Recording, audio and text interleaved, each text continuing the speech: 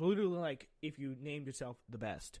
So that's pretty much what his name would be, which is kind of weird. So he then established Pax Romana, and the Roman Empire went on to live pretty peacefully, pretty prosperous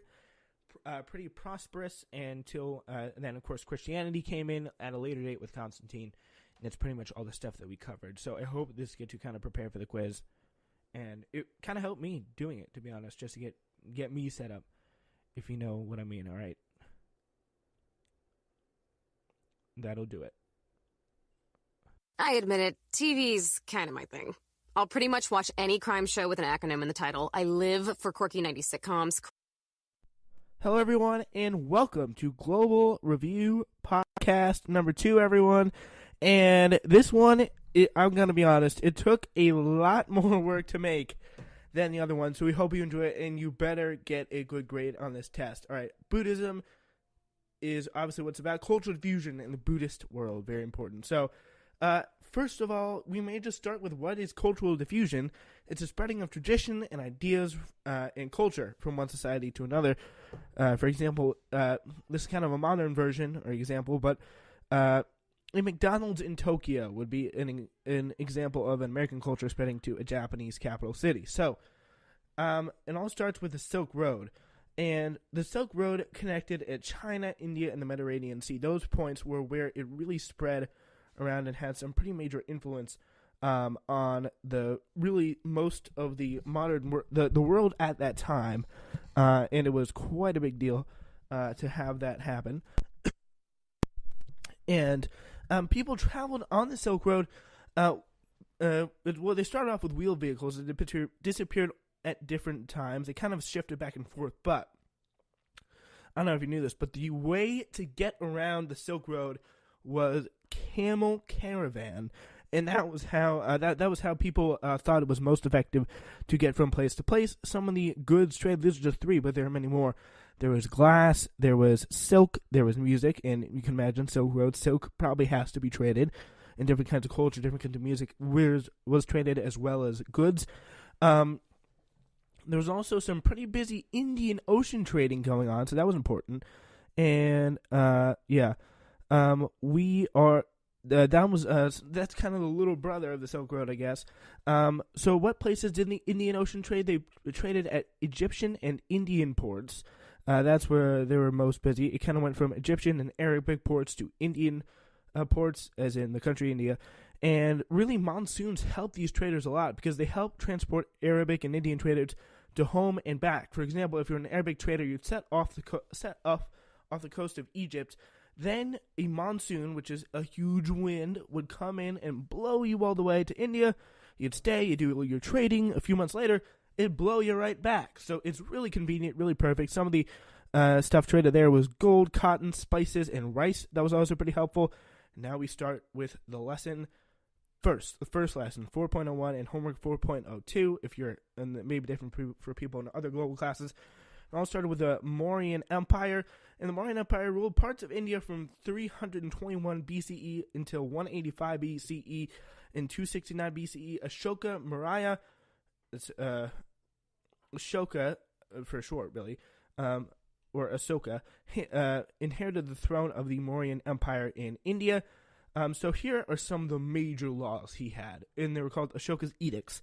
There were new laws inscribed on rocks and stone pillars that were put up in public places throughout the empire, so everyone knows, just so we're clear, these are the rules. You can't break them because they're in stone.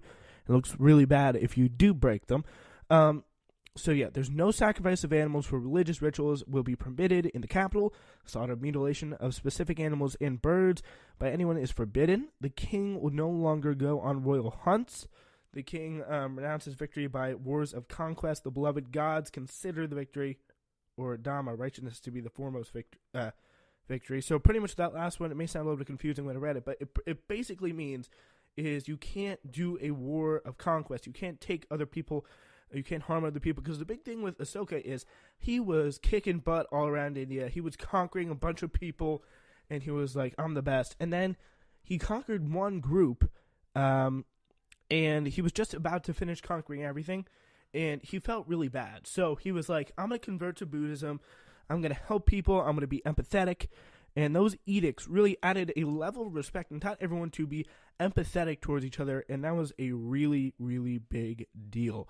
And the Gupta Empire, the key thing to know about that is it was a golden age, and golden ages are periods of great peace, so no fighting, prosperity, everyone's doing okay, they're thriving in their lives, like having a good life, pretty much, and cultural and scientific achievement. That was another big deal. So, for example, the Tang and Song dynasty in the Han Empire, that was a long time ago, as well as the Gupta Empire, are all examples of golden ages when there was extended periods of peace, prosperity, and cultural and scientific achievement. Yeah, so very cool stuff. So let's now time to take a look at Buddhism. And as we know, the founder was Siddhartha Gautama, who was a former Hindu prince. We learned about it back a long time ago. And the goal was kind of seek your own salvation with diligence and be a lamp on yourself, help yourself, make yourself better, and just spread the goodwill and spread the positivity. It's a very positive, kind, and nice religion. But then it kind of split off into two branches. One was Theravada Buddhism, and that was the original form of Buddha, the traditional way, the purists of Buddhism were Theravada, and Mahayana, or majority Buddhism, the mainstream of the majority, they did something a little bit different. Because how do you reach if you're a normal Buddhist, you reach your goal through the ways of the Eightfold Path, Four Noble Truths, finding a way out of suffering, etc. This all probably ring some distant bells in your head, even if you're not that good at global. Maybe you'll remember it. It's all about finding a way out of suffering, doing better for yourself, etc. And so here is how each religion viewed the Buddha. They viewed Theravada Buddhism, viewed him as a teacher, someone to help you improve your life, get yourself out of enlightenment, reach nirvana, and achieve really just get yourself out of suffering. And maybe that involved being a monk or whatnot, but it was just all about just finding a way out of suffering and achieving enlightenment. So Mahayana Buddhism had a little bit more of an interesting scenario. They view the Buddha as a god, and he was like, he's the best, he's holy, even though Theravada Buddhism viewed him as just a normal dude. He was viewed as a god by some people in Mahayana Buddhism, and the goal in Mahayana Buddhism was all about being a bodhisattva, or a bodhisattva.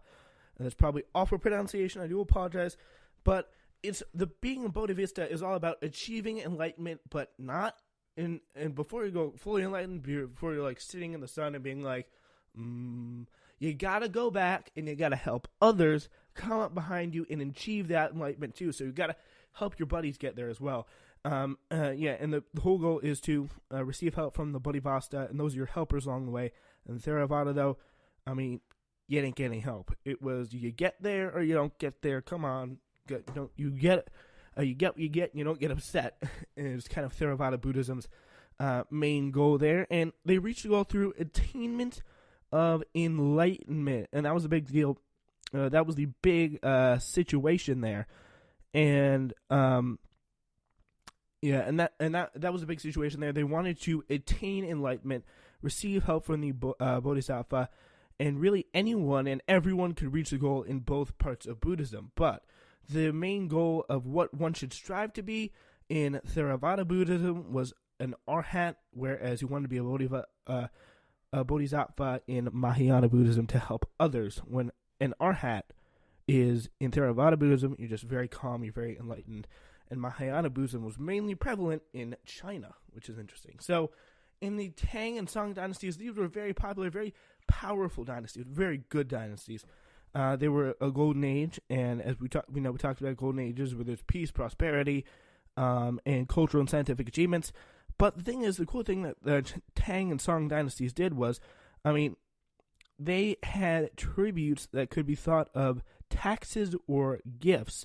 So they made other people, Vietnam, Tibet, and Korea were tributary states of China, and they paid tributes to the Chinese, or taxes, or some kind of gifts almost for protection there. And so, yeah, they did a lot of cool stuff, the Chinese did. especially under the Tang and Song dynasties, and all started out with agriculture. So the agriculture really and trade helped advance the Tang and Song dynasty's successfulness because they had really had composing to help trade ships go in the right direction and made trade safer and more efficient. So that's what was really really helpful. Big thing they did was a magnetic compass that helped things a lot. It made China a great sea power. Yeah, that was a really big deal. And the invention of the floating compass allowed sailors to calculate true north and use that information to navigate. So they could really navigate around the seas. That helped them with accuracy during trading, and they were able to get to places faster without, oops, I went the wrong way, or I lost my course, or something along those lines. So, also, art's obviously very important. And the artistic and cultural achievements of the Tang and Song dynasties contributed to their success as empires because they promoted moral order in society, and they glorified the state, identified beauty and balance of nature, and that was appealing to the people, and it strengthened the government's influence quite tremendously on that front. So there was also some pretty solid Tang poetry that was considered very, very popular there. And that was one of the Tang poetry was very well known, very well renowned. They also drew really amazing scenes around them. Some about their nature and mountains and other situations like that was very important there. So the Song dynasty military forces as early as 904 AD used gunpowder devices against their primary enemy, the Mongols. So they were able to initiate gunpowder for the very first time. That allowed them, as you can imagine, to be incredibly effective during war. And small packages of gunpowder wrapped in paper or bamboo were attached to arrows, which marked the first use of gunpowder in war. So these would be lit with a fuse of some kind, so the arrow would become really a flaming arrow. And that's got to hurt your army if you got flaming arrows coming in there right at you. So religion and the melding of religion and in the Tang and Song dynasty was all about the diffusion of notice I said made a connection, cultural diffusion there. Buddhism, Taoism, and Confucianism all were the three teachings of the Tang and Song dynasties, which was pretty important there on that front. So there are three powers, and there are three teachings that really influenced this religion. So they contribute to the success of the empire by creating peace, allowing for happiness of all individuals, and have a detailed and sensible philosophy for who should lead their bureaucracy. So Confucianism, they also use Confucianism. This is an interesting thing. They use Confucianism to help for government positions, similar to other Chinese dynasties have in the past, and that made the smartest people get in the government, which is very key. So, also in the next subject that we have for you today is government and education. So what they did with what the Tang and Song Golden Age did with government education was they really described how they printed a wood block and dated it back all the way to 1249, and it was an illustrated block that described Chinese herbal medicine. Printing not only enabled the spread of cultural wisdom, but also allowed Chinese officials to distribute important documents. So, I mean, I guess you could say the invention of Chinese printing and paper could fall under technology or something along those lines, but also falls under government, because government needs to get stuff around to you, and they can't if you if you can't put it on a book or you can't understand the language. That all changed under the Tang and Song dynasties. So, yeah. And finally, social structure of the Tang and Song dynasties contributed to their success because, as an empire, it created order and made clear where your respect should be directed. It made women, and this is a little bit up for grabs because it is a little bit gory. I guess some could call it art with the foot binding that they did, but it was a little bit more controversial than that.